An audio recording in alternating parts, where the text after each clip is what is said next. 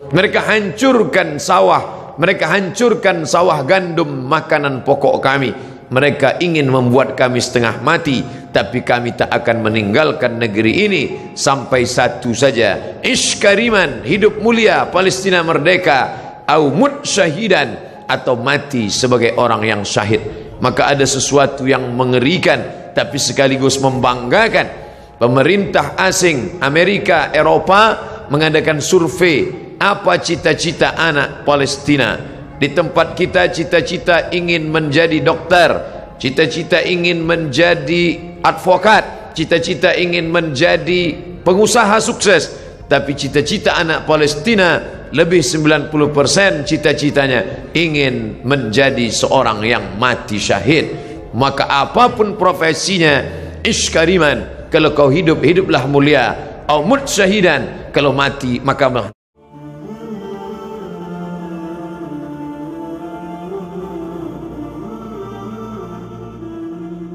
semuanya yang berhadir ini insyaallah dimuliakan oleh Allah Subhanahu wa taala. Amin ya rabbal alamin. Nanti sampai masanya, kata Nabi sallallahu alaihi wasallam, sampai-sampai batu pun akan berkata, ya abdallah, wahai hamba Allah, hadzal yahudi, ini di belakangku khalfi ada seorang Yahudi, uqtulhu, bunuhlah dia. Satu saja yang tidak mau menunjukkan tempat Yahudi, yaitu syajaratul gharqad, pohon gharqad, bentuknya seperti pohon pinus. Alhamdulillah, ketika saya sampai di kota Rafah, ini Mesir, ini Palestina, lalu ada satu kota bernama Rafah dibagi dua, perjanjian damai antara Mesir dengan Israel. Maka mereka ambil setengah dan diambil oleh Mesir setengah. Di tengah kota ini dibuat satu garis lurus perbatasan dengan tegangan listrik, tegangan tinggi, pagar kawat, sehingga antara orang Rafah yang ada di Mesir dengan yang ada di jajahan Israel putus kontak, hanya bisa berhubungan lewat alat komunikasi, padahal mereka punya kota yang indah sebelum penjajahan Israel tahun 1946. Dari sana kita lihat hijau. Ternyata yang hijau mereka tanam itu adalah syajaratul gharqad, pohon yang memang sudah disebutkan Nabi Muhammad sallallahu alaihi wasallam. Mereka mengatakan di bawah Masjidil Aqsa ini ada tempel kuil King Solomon yang mereka agungkan, yang dalam Al-Quran kita menyebutnya Nabi Sulaiman alaihissalam mentauhidkan Allah subhanahu wa ta'ala. Anak dari Nabi Daud alaihissalam juga mentauhidkan Allah, tapi mereka merusak ajaran ini dan mereka membawa ini sebagai slogan.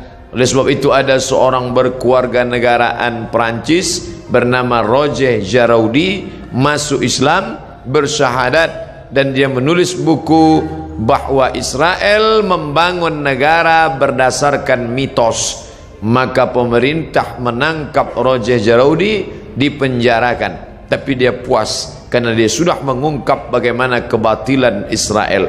Penjajahan terbesar di atas dunia hari ini dilakukan oleh Israel. Tembok terpanjang di dunia hari ini, tembok yang dibangun oleh Israel.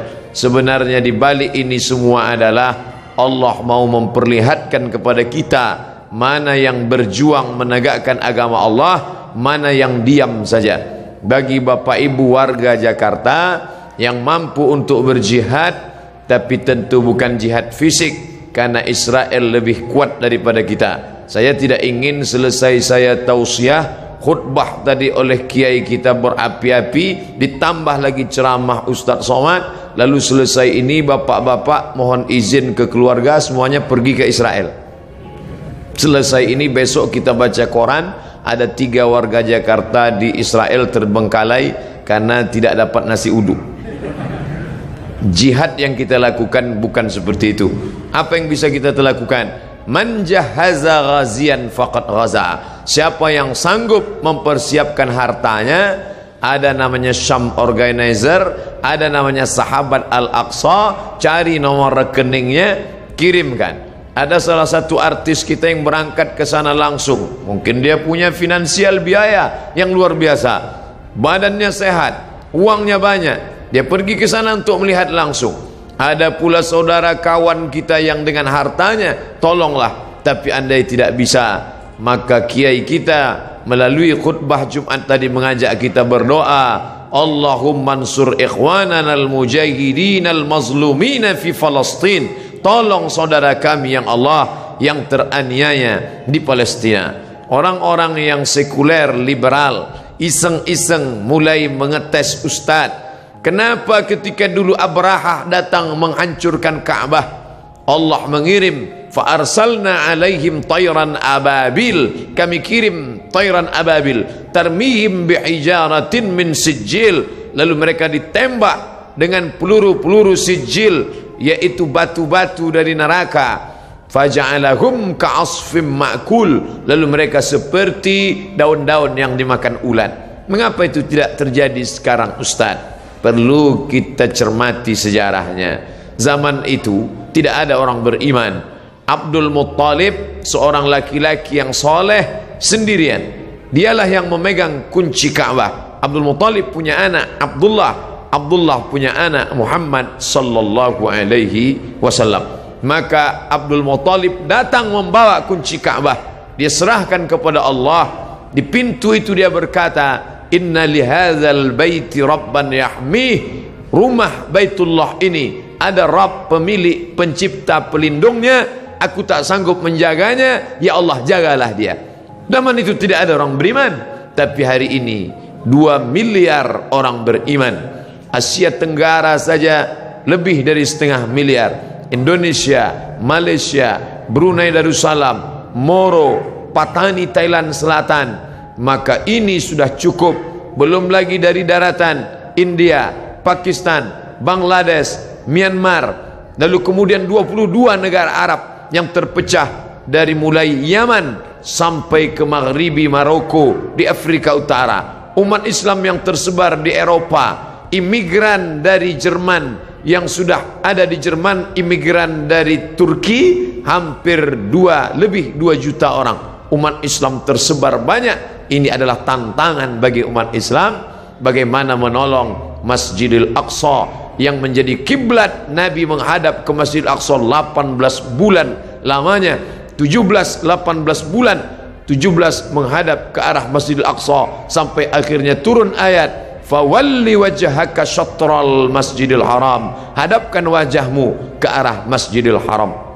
Bapak Ibu yang dimuliakan Allah, hadirin hadirat yang mendengarkan langsung maupun tidak langsung tausiah singkat ini semua menjadi teguran bagi kita. Pulang dari sholat Jumat masih bisa makan kenyang dengan anak sambil tertendum tertawa. Betapa saudara kita di sana. Saya pernah satu asrama dengan orang Palestina. Saya tanya langsung, bagaimana keadaan keluargamu di sana? Apa kata dia? Satu asrama dengan saya ketika sama-sama kuliah, Abdul Somad. Seandainya mereka bunuh kami, sudah lama kami mati. Tapi mereka tidak ingin kami mati. Mereka datang ke rumah kami, mereka pecahkan tempat air, mereka buat kami kehausan setengah mati. Mereka ambil dengan senjata laras panjangnya, mereka pecahkan tempat-tempat minyak zaitun, karena mereka tahu kami tak dapat hidup tanpa zaitun.